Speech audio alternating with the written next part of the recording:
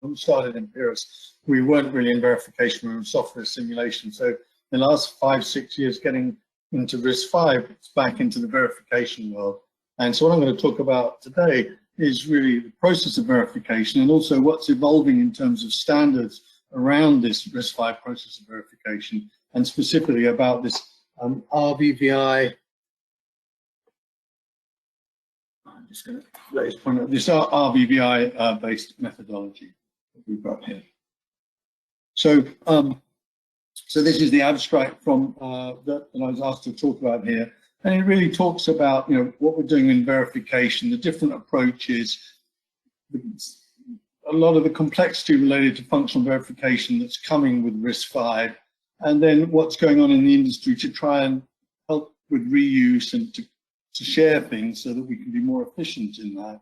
And we've got to consider that with RISC V, it moves this processor DV task from the tradition, from the IP providers to all SoC developers. And this is a dramatic change where it used to be you used to license IP and it would just work.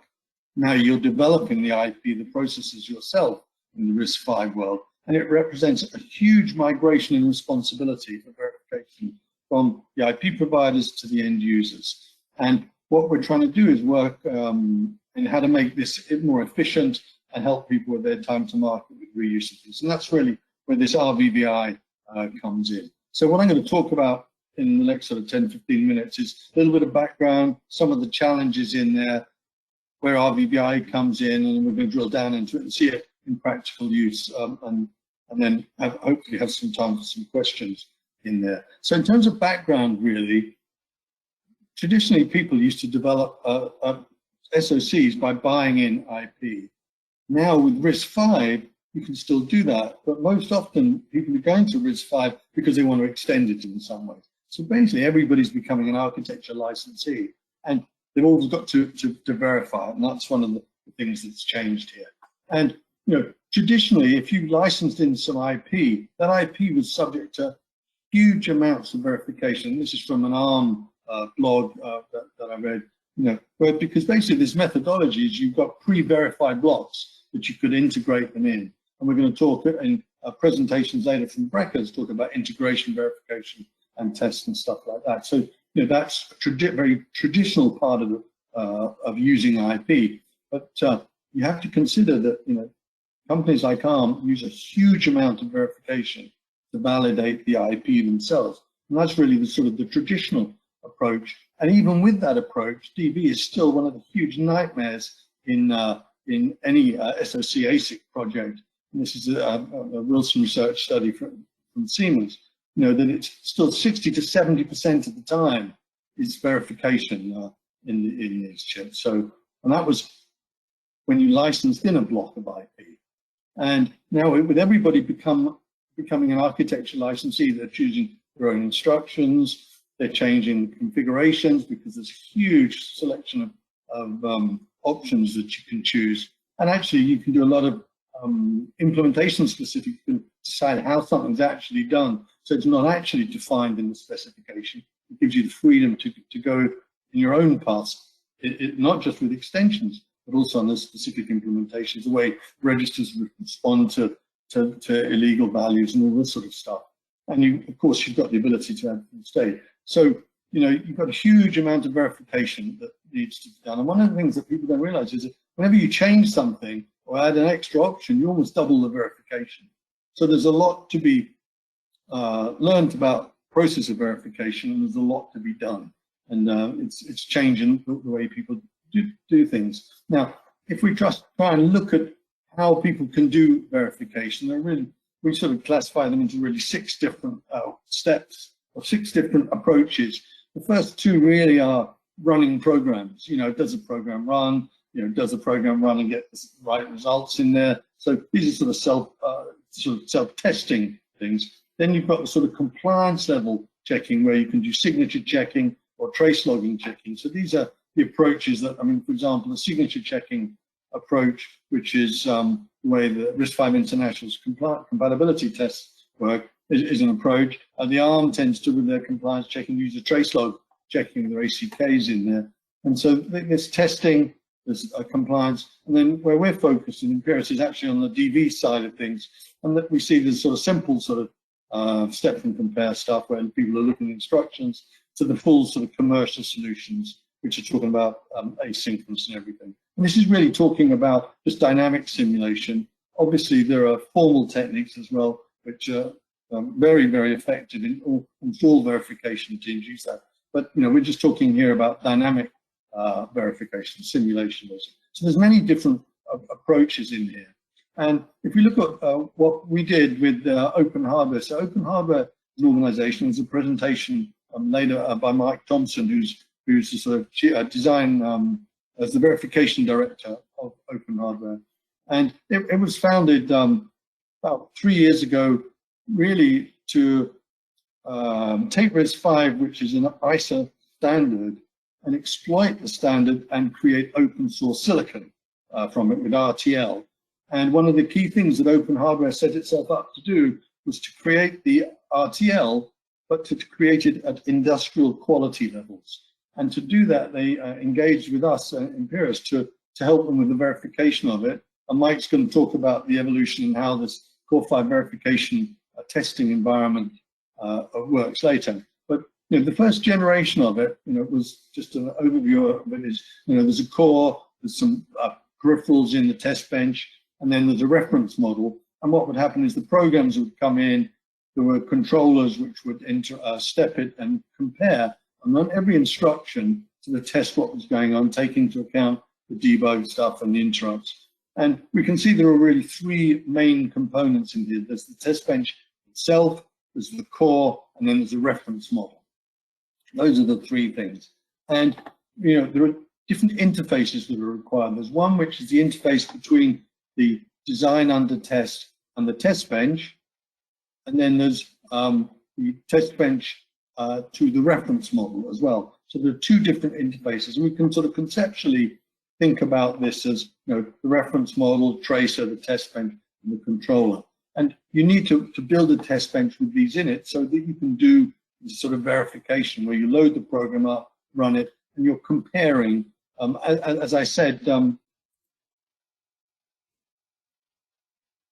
here, in these sort of DV approaches, you need some form of lockstepping in there. So, conceptually, you can see that the original Open Hardware test bench is looking like that. And if you look at the roadmap that Open Hardware had, yes, it's an open source collaboration. And actually, on the roadmap, it had 1, 2, 3, 4, 5, 6 or 7 different cores being planned back then. And the challenge is, well, how are we going to actually do the verification of that, where we've got the core and the reference model for the one core, but then there's going to be a second core, or a third core, or a fourth core. And what's actually going to happen? Are we really going to create different sort of test benches and interfaces for each of these ones? This is a real problem and a challenge in the industry, how this could go forward. And the answer is, of course, we don't want to build bespoke things for each one of these projects. We need standards in there. And why do we need these standards? Well, because there's many blocks that have to be in there. There's many different interfaces. And they're going to come from different suppliers and developers, and they can be used in different projects. And so we need to develop some form of interfaces, some standards, so we can have reuse, common ways of doing things, get projects up and running quickly and be very efficient. So there's a real need for standards here. And this is where this open standard that we created, and it sort of came from the evolution around the Open Hardware projects, but there's some people outside also using it through different companies, and it's the RISC V verification interface, or RVVI, and it's on a GitHub, and it's to try and standardize the communication between the different components. So from the tracer to the test bench, from the DUT, and to also the verification IP. So there's two main interfaces in here that have been defined. There's the RVVI trace, which is from the core into the test bench, and it defines information that comes out of this, what we call the tracer. So it's to do with valid instructions and values in the GPRs and things, and also what's going on with the nets. So it also has been defined not only for streaming the data, but also so it can handle the asynchronous parts of the execution as well. And it's defined, as I said, on the GitHub. you can look at the slides later and follow this up. The second API and the second interface really is the API, which goes from the test bench into the sort of verification IP. So it has simple things like stepping and getting values and comparing. So it basically provides a set of standard functions so that any sort of reference IP can be included in it. And it's been defined in such a way that there are C and system verilog versions, so it will work with both commercial simulators and open source simulators in there. And it supports the full asynchronous verification. And so some people say, well, actually, why should we try and use sort of a standard? You know, why should we have RVVI? Well, you have to use some interfaces. You don't really need to invent your own. They don't need to be proprietary. And there's no real downside for adopting somewhere because we've spent a lot of time flushing this out and making it work. And it was evolved from a previous version, which had already been flushed out around formal. And already it's been used with several different tools and users for several different cores and organizations in commercial and also in open source domain. And so there's some really good benefits in using something like RVVI. And the upsides are that you can pick up tools that work with it. You can gain from experience that other people have used. And these tools can be simple things like sort of reference models, more sophisticated things like verification IP and other components. For example, we're just involved with quite a large project on functional coverage, which just works straight off the RVVI, which is full system verilog from that. That's a different story there, really. But the key thing is that it hooks the RTL core into the test bench. And it's been designed in such a way that it can handle from simple cores to the most complex ones. So, yeah, in order ones, sure, out of order as well, single issue or multi-issue, single halt or multi-halt, and also all the way through to the asynchronous and all the debug stuff. So it includes everything that's available in the current RISC V ISO to allow you to basically hook things into it. And it provides technology so you can encapsulate and hook in reference models and also the other components that are using. So the idea is it's about making verification projects more efficient and to make it much easier for people to be able to do verification around the RISC V processor. And already, as of now, it's been used in several different projects. For example, in open hardware, it's used in 1, 2, 3. 3 of the cores were already using it. Another one's just migrating to use it. And then, it's got a lot of support out from the industry, from people who are involved in the ecosystem, or people who are actually using it for verifying their cores already in their quite a sophisticated level where they've got multi-core, multi-issue, out of order processes in there. So it's beginning to get quite a lot of support in there because, as I said, you don't really need to reinvent everything yourself. And for example, from an Imperas, just to plug a little bit of what we're doing, is that we've built some technology, some verification IP called Imperas TV, which sits and hooks up to the RVVI trace to connect this verification IP to the cores, and then it also connects into the reference model and allows it all to be configured. So out of the box, it's very easy to do RISC V processor verification with a variety of different simulators. And the only bit that you really need to have to worry about is the tracer hooking to this RVVI trace interface. And then out of the box, this IP can just be used and reused for one project or many projects within your environment. So, really in this short talk, to just sort of wrap it up, I mean, RISC V is dramatically changing the verification that is needed. It's not just about integration tests, it's about processor verification as well. And it's the biggest change in verification history, really, this migration of this responsibility, because everybody's becoming a processor developer and having to, even if you're licensing an IP, you're going to be extending it. Otherwise, you wouldn't be using RISC V, really. And so you're going to extend it, so you've got to do the verification of it again. And standards like RVVI enables this reuse and efficiency, so you can get started and run very quickly. And so with that, I think I'm done. So Mike, over to you for questions.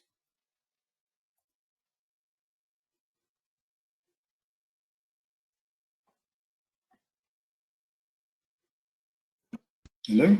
Hi, Simon. Thank you for that. Mike is we're just transferring the questions to, there you go, there he is. Hi, yeah, thank you, Simon, for that, for being so timely as well. We have one question coming in, that's just asking how would somebody get started with this if they're doing their own RISC V processor and they want to start using RVVI. How would you recommend they go about that, please? Well, I mean, the first thing is that you need to go to the GitHub, which I mentioned. It's under GitHub, RISC V verification, RVVI, and have a look at, read through that. What that does is that allows you to, you know, you can see there actually it provides the source of a system Verilog interface so that you can then include that in your test bench. And it defines all of the types of signals that you need to use. Now, and it depends on the type of verification that you're trying to achieve. I mean, it may be that, you know, if you want to do full DV, then you need to license in some technology, for example, like our Imperas DV stuff.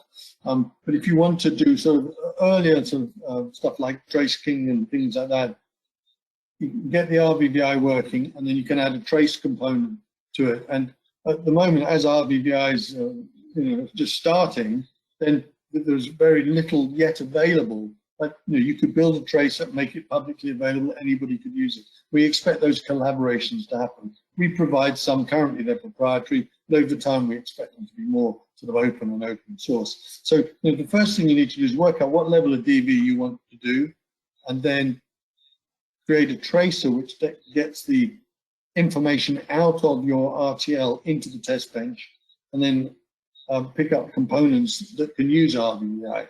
One of the first things that we're making available as Imperas as open source is what we call RISC V ISOCARD, which is RISC V system Verilog source files for RISC V functional coverage, which will just plug on top of the RVVI interface, and as you're running your simulations, give you functional coverage. But obviously, that requires a a system Verilog simulator that has cover points and cover groups supported in it. So you know, there's it's early days. The stuff's up on the GitHub. More stuff's coming online. It's already been used in several projects, and obviously, if you're interested in it from a commercial point of view, you need to call someone who's got a commercial solution like Imperas to work with you on it. Okay, thanks, Simon. One more question as well. Does Verilator support all of the system Verilog features that you use, or do you need to use a commercial simulator? Yeah, so I mean, yeah, the current state of Verilator, and obviously Verilator has nothing to do with Imperas, but we're actually involved with Chips Alliance that actually is working on this as well as Open Hardware involved with Chips Alliance. So Verilator currently supports the Verilog and system Verilog subset that's synthesizable. It does not do today the full system Verilog that's in for test benches, and so today you can't use Verilator for things like system Verilog functional coverage because it does not implement those things. But what I showed on there for our solution in Imperas DV, it actually with RVVI it does hook onto Verilator because there's a C++ interface and a DPI interface, so that you can use RVVI and other downstream components with Verilator.